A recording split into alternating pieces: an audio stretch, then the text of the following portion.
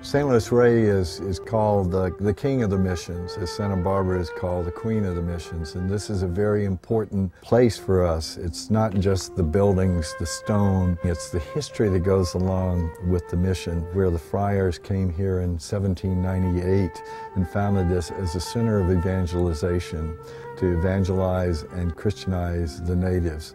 We need that so much today in our world that still needs to be evangelized. So it's more than just the building, but the structure represents something that's sacred and something that's holy. It's a sacred place like any of our missions are. My name is Father David Gaw, and I'm the Executive Director of Old Mission San Luis Rey. Every 3 years we have a major gathering of brothers. We call it a chapter. And in 2012, we had another chapter here at Old Mission San Luis Rey, and we had 154 brothers, and we decide the direction for the next 3 years. We elect our leadership. It's to take a look at our life and say, this is how we want to move forward in holiness. I think Francis came at a time when there was much upheaval in the world and in the church, and that he was truly blessed to be inspired by the Holy Spirit to bring peace and joy and to bring that sense of hope. And I think we have an obligation as Christians, not just as Franciscans, to be a people of peace and hope for the world. What has kept the Franciscans alive for 800 years? It started with about 12 people in the early part of the 1200s. By 1300, there were 30,000 Franciscans. A part of this is this spiritual vision that Francis of Assisi and Clare of Assisi had.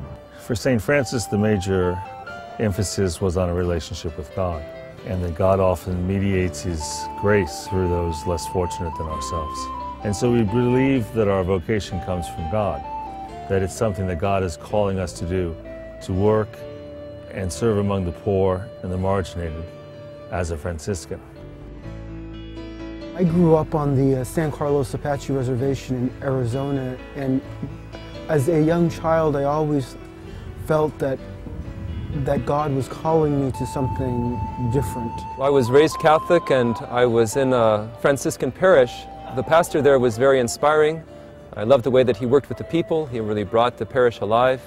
And the thing that most impressed me was his great joyfulness, which was really infectious, and also a real sense of inner peace, like he knew what he was doing with his life. And I said to myself, that's what I want. Each group of men or women in the Catholic Church usually have a particular charism. Many sisters worked in hospitals or in education, and we Franciscans have always worked in the inner cities. We take care of immigrants, soup kitchens, shelters. We work in a lot of poor parishes. And we've always had this connection with those that are in some ways on the margin of society. Wherever there's a human need or human suffering, the friars try to be God's presence in this area. St. Anthony Foundation is our direct outreach to the poor of San Francisco. We have a number of programs. Our dining room, which we have operated every day of the year for 60 years, and currently we are serving about 3,000 meals a day in that dining room. Hi, my name is Hoang Trinh. I'm a Franciscan friar of California. I'm doing my ministry to help the poor, the lepers, and the orphans in Asia, especially in Vietnam and Cambodia. And now I'm so glad to have the friars support me, my ministry, and walk with me and always behind me. The real purpose in life is to be a person of love. And we believe very firmly that the more that we love each other, our Franciscans, the more that we love the people we serve, the closer we are to God.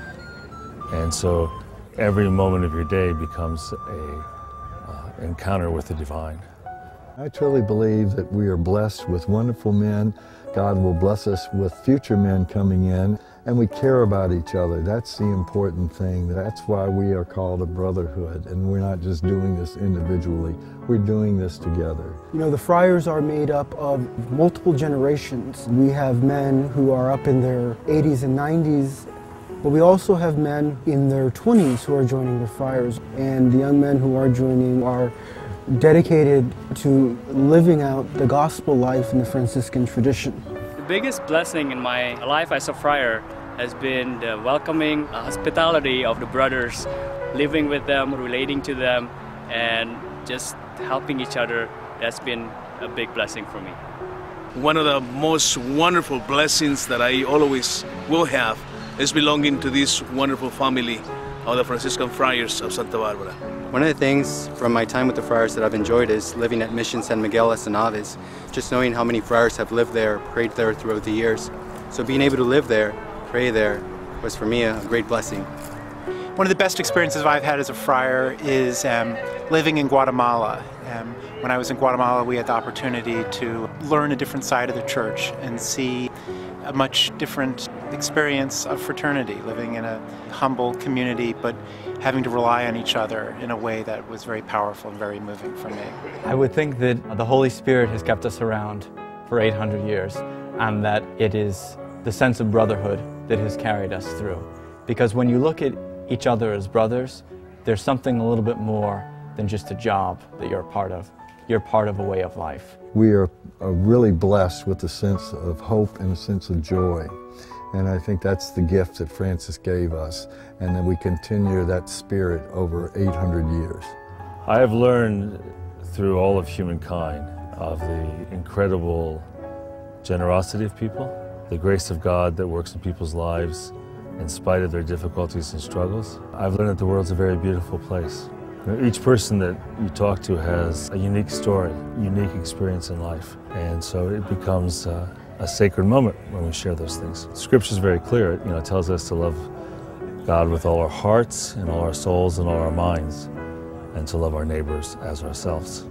And this is the summation of the Christian life.